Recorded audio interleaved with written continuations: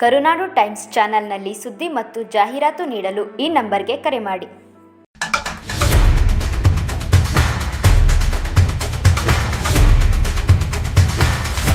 ಇಂದು ವಿಶೇಷವಾದಂತಹ ಸಂದರ್ಭ. ಬಹಳ ಉತ್ತಮವಾದ ಕೃತಿಯನ್ನ ನಾಡೋಜ ಬರಗೂರು ರಾಮಚಂದ್ರಪ್ಪರವರು ಬರೆದಿದ್ದಾರೆ. ಮೂಲತಃ ಅವರ ವ್ಯಕ್ತಿತ್ವವೇ ಬಹಳ ವಿಶೇಷವಾದಂಥದ್ದು.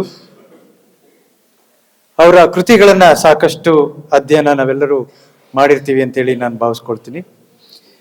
ಸೌಹಾರ್ದ ಭಾರತ ಈ ಪುಸ್ತಕ ಮೊನ್ನೆ ನನ್ನ ಕೈಗೆ ಬುದ್ಧ ವಿಹಾರಕ್ಕೆ ಬಂದಾಗ ಎಡೆಬಿಡದೆ ಓದಿದೆ.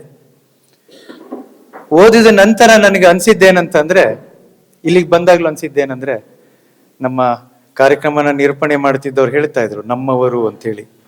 ಈ ಪುಸ್ತಕ ಎಷ್ಟು ಅದ್ಭುತವಾಗಿದೆ ಅಂತ ಅಂದ್ರೆ ನೀವೆಲ್ಲರೂ ಓದಬೇಕು. ಈ ಭೂಮಿ ಮೇಲಿರುವ ಎಲ್ಲ ಮನುಷ್ಯರು, ಎಲ್ಲ ಜೀವಿಗಳು ನಮ್ಮವರೇನೋ ಭಾವನೆಯನ್ನ ತರುವಂತ ಮಹಾನ್ ಕೃತಿ. ಬಹಳ ಅದ್ಭುತವಾಗಿದೆ. 1-2 ಬಾರಿ ಓದಬೇಡಿ, 10 ಬಾರಿ ಓದಿ. ಬಹಳ ಚೆನ್ನಾಗಿದೆ, ಬಹಳ ಅದ್ಭುತವಾದ ಕೃತಿ. ಈ ರಾಜ್ಯದ ಎಲ್ಲಾ 31 ಜಿಲ್ಲೆಯಲ್ಲೂ ಈ ಪುಸ್ತಕವನ್ನ ಬಿಡುಗಡೆ ಮಾಡ್ತಾ ಇದ್ದೇವೆ. ಅಂದ್ರೆ ಏಕಕಾಲಕ್ಕೆ ಎಲ್ಲಾ ಜಿಲ್ಲೆಯಲ್ಲೂ ಈ ಪುಸ್ತಕ ಬಿಡುಗಡೆ ಆಗ್ತಾ ಇದೆ ಅಂದ್ರೆ ಈ ಪುಸ್ತಕದ ಮಹತ್ವ ಎಷ್ಟಿರ್ಬೋದು ಅಂತೇಳಿ ನೀವು ಊಹೆ ಮಾಡ್ಕೊಳ್ಬೋದು. ಎಲ್ಲರೂ ಓದ್ಬೇಕು, ಬಹಳ ಅದ್ಭುತವಾಗಿದೆ. ಇದು ಸಾರ ಏನು ಅಂತಂದ್ರೆ ಬಹಳ ಅದ್ಭುತವಾಗಿದೆ. ಎಲ್ಲ ಧರ್ಮಗಳು ಹೇಳುವುದು ಒಂದೇ, ಆದರೆ ಅದನ್ನ ಪಾಲನೆ ಮಾಡುವವರು ಬದಲಾವಣೆ ಆಗ್ಬೇಕಾಗಿದೆ ಎನ್ನುವಂಥದ್ದು. ಎಲ್ಲ ಧರ್ಮಗಳು ಹೇಳುವುದು ಒಂದೇ, ಎಲ್ಲರ ಸುಖ ಶಾಂತಿ ನೆಮ್ಮದಿಯನ್ನೇ ಹೇಳುತ್ತೆ, ಆದ್ರೆ ಅದನ್ನ ಪಾಲನೆ ಮಾಡುವ ಅನುಯಾಯಿಗಳು ಬದಲಾವಣೆಯಾಗಿ ಒಮ್ಮತಕ್ಕೆ ಬರಬೇಕು ಅನ್ನುವಂಥದ್ದನ್ನ ಬಹಳ ಸ್ಪಷ್ಟವಾಗಿ ಹೇಳುತ್ತೆ.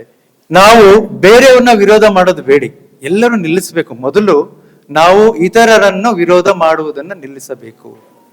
ನಾವು ಯಾವುದನ್ನ ವಿರೋಧ ಮಾಡಬೇಕಾಗಿದೆ ಅಂತಂದ್ರೆ, ನಮ್ಮ ಮನಸ್ಸಿನಲ್ಲಿರುವ ದ್ವೇಷ, ನಮ್ಮ ಮನಸ್ಸಿನಲ್ಲಿರುವ ಲೋಭ ಮೋಹ ದೋಷಗಳನ್ನ, ನನ್ನ ಮನಸ್ಸಿನಲ್ಲಿರುವ ಹೊಟ್ಟೆ ಕಿಚ್ಚನ್ನ, ನನ್ನ ಮನಸ್ಸಿನಲ್ಲಿರುವ ಜಾತೀಯತೆಯನ್ನ, ನನ್ನ ಮನಸ್ಸಿನಲ್ಲಿರುವ ಇತರ ಅವಗುಣಗಳನ್ನ ವಿರೋಧಿಸಬೇಕಾಗಿದೆ.